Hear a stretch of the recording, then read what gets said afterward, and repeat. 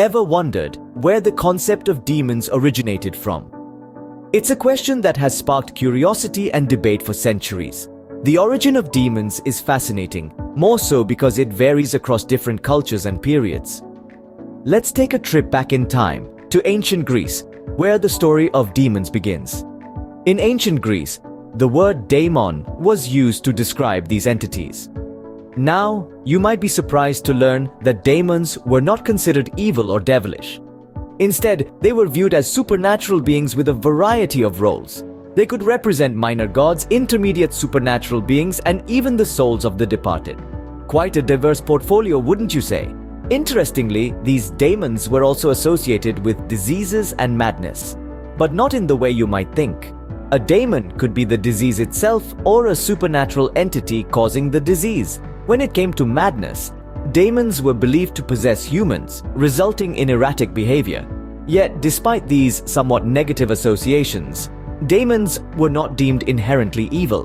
Greek philosophers, in fact, often saw daemons as exclusively good. Even the common folk didn't view them as embodiments of evil. Instead, they were considered capricious, unpredictable creatures. The ancient Greeks believed in making sacrifices to appease these daemons in an attempt to win their favor or avoid their mischief.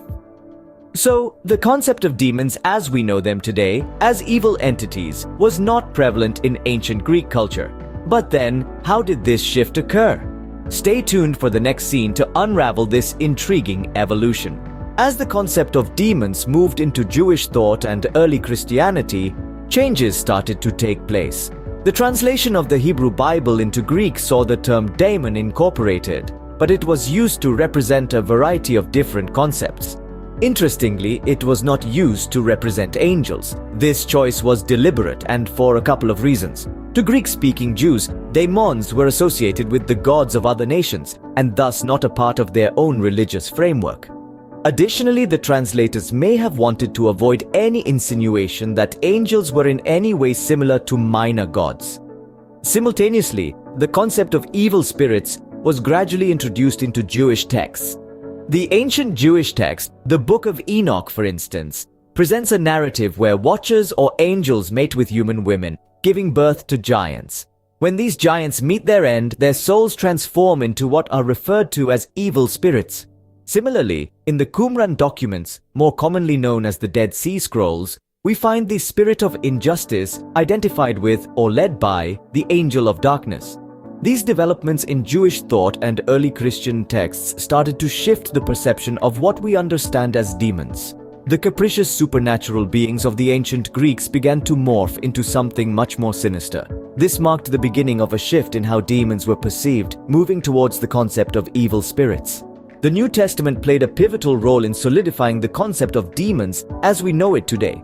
This sacred text marked a key shift in understanding, as it began to equate demons with evil spirits and closely associate them with Satan, the embodiment of evil. The texts of the New Testament, specifically the Gospels of Matthew, Mark, and Luke, offer a unified vision of Satan, the devil, and Beelzebul. These three entities, previously understood separately, are brought together under the umbrella term of Satan, creating a powerful trifecta that represents the embodiment of all evil.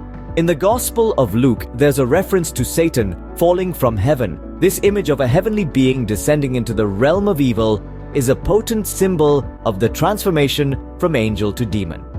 Matthew, on the other hand, goes a step further and mentions the devil and his angels. This statement solidifies the idea that Satan, once an angel himself, now leads a band of fallen angels, commonly understood as demons. These biblical texts thus present a clear and unified vision of Satan and his minions. They create a powerful narrative that frames demons as evil spirits under the command of Satan, a fallen angel. This narrative is a significant departure from earlier understandings of demons as capricious supernatural beings and firmly establishes them as agents of evil. The New Testament, therefore, plays a central role in the evolution of the concept of demons. It provides a new lens through which to view these supernatural entities, not as unpredictable spirits, but as a part of a structured hierarchy of evil led by Satan himself. With these references, the New Testament firmly established the concept of demons as evil spirits associated with Satan.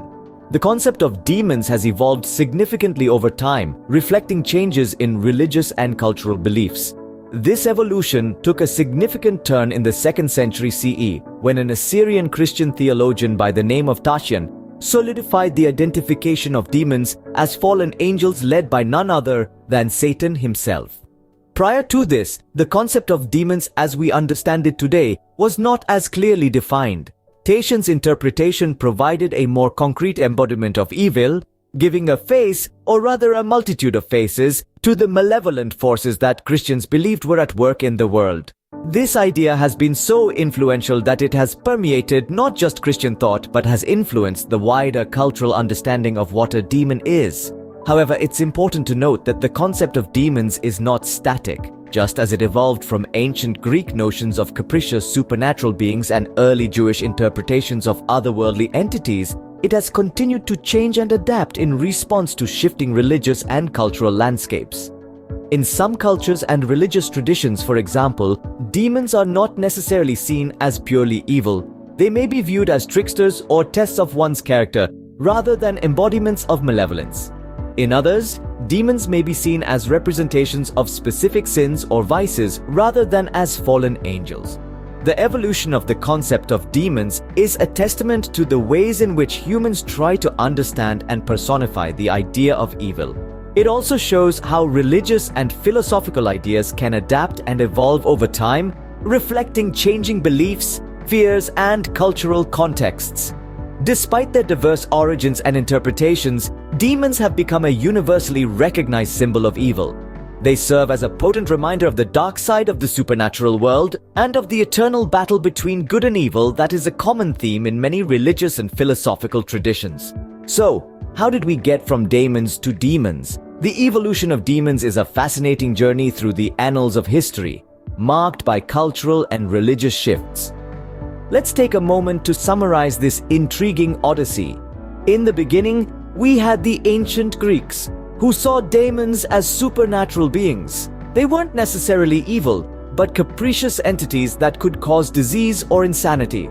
They were seen as minor gods, intermediaries between the divine and the mortal, or even the souls of the departed. So from the start, we see a complex and multifaceted understanding of these beings. Moving on, we enter a different era, where Jewish and early Christian perspectives come into play. Here, the concept of demons began to diverge from its Greek roots. The Jewish tradition did not equate demons with angels, seeing them as gods of other nations rather than creatures within their own religion.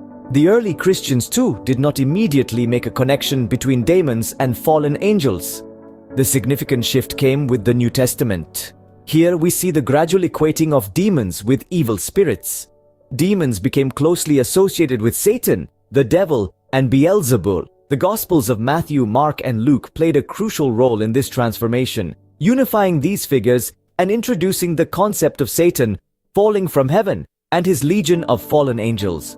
This journey from daemons to demons wasn't a straight path, but a winding road, shaped by the ebb and flow of cultural and religious beliefs.